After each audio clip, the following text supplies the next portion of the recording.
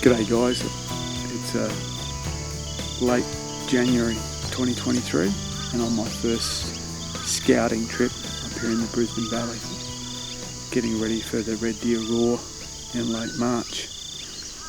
Today was all about setting up some trail cameras and trying to get an understanding of the block for 2023.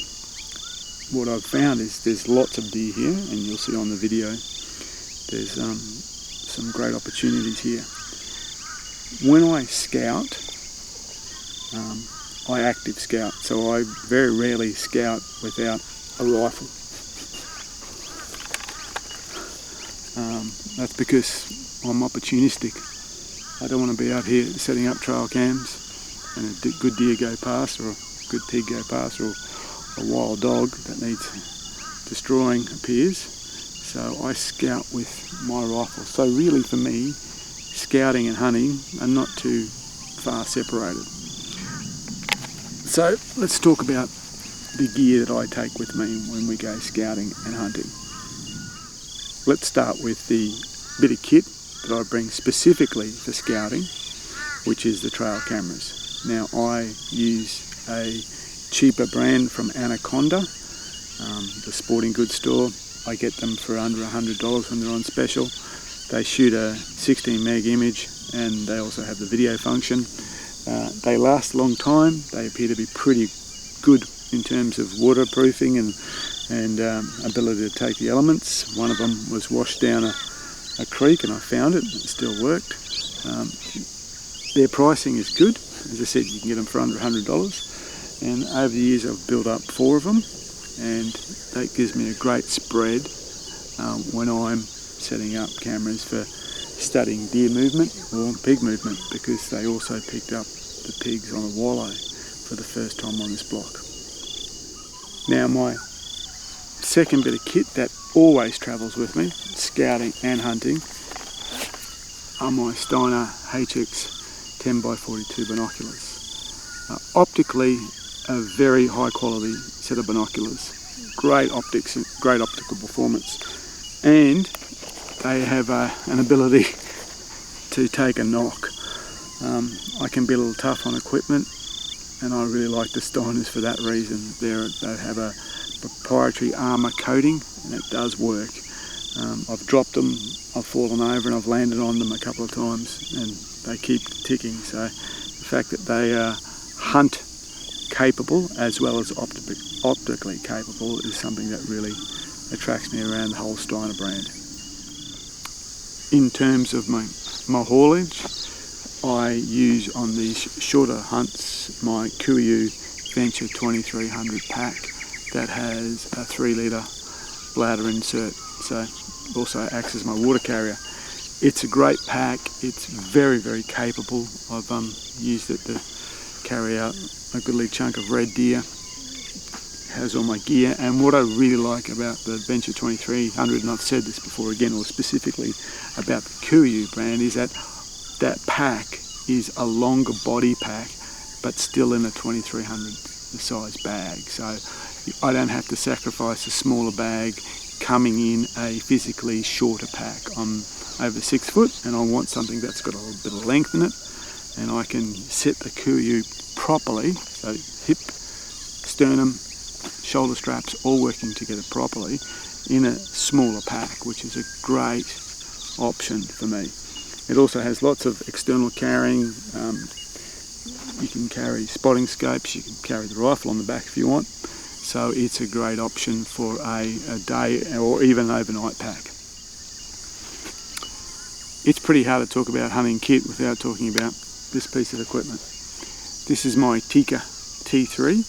It's not a T3X, it's a T3. I got this in 2009 in 3006. It was initially the hunter configuration, but it has been much modified over the years.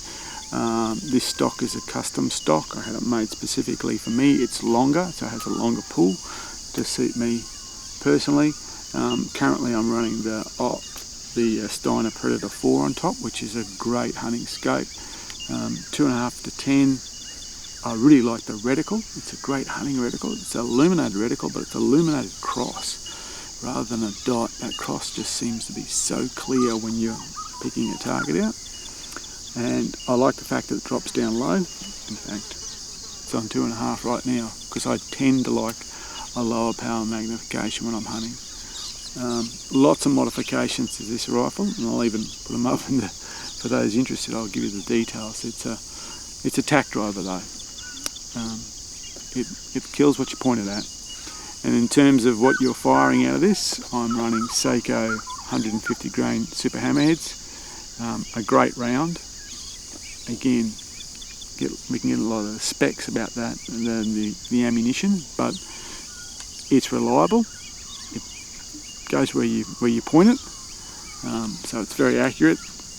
And more importantly, when it hits, those projectiles do the job. And I've yet to lose an animal with the Seiko, so it's great ammunition, and it's actually quite reasonably priced too. Probably the last bit of kit that's related to the hunting is the bino rig. I use a old marsupial gear bino rig. They've upgraded, or I suppose upgraded is the word, the model. It's now a slightly bigger chest rig, and it's got a few more features. To be honest, I really like the fact that this doesn't have a lot of features. It's just that it carries my binoculars very well. That's what it does.